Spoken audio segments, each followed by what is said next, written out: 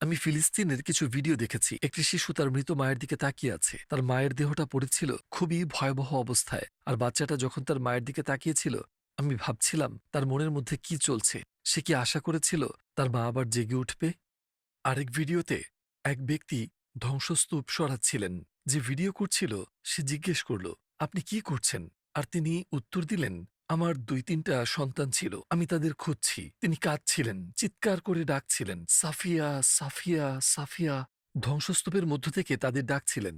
আর যারা এসব করছে, অনুমতি দিচ্ছে, চুপ করে আছে বা সমর্থন করছে, তোমরা কি ভাবছো তোমরা খুবই শক্তিশালী? সকল ক্ষমতা তোমাদের হাতে, তোমাদের কেউ থামাতে পারবে না। কিন্তু বিচার দিবসের মালিক একমাত্র আল্লাহ। সেদিন যাদের উপর তোমরা জুলুম করেছ তাদের উপর তোমাদের কোনোই ক্ষমতা থাকবে না, বিন্দু মাত্রও না। শুধু তোমাদের বড় বড় অন্যায়ই নয়, ছোট থেকে ছোট অপরাধও সেদিন প্রকাশ্যে চলে আসবে।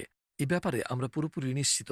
যেদিন মুসলিমরা বিচার পাবে, তাদেরকে অত্যাচার করা দিনগুলোর চেয়েও জুলুমকারীদের জন্য অনেক অনেক বেশি কঠিন হবে সেই দিন। আর সেই দিন হল কিয়ামতের দিন। সেই দিন শুধু একজনেরই রাজত্ব চলবে।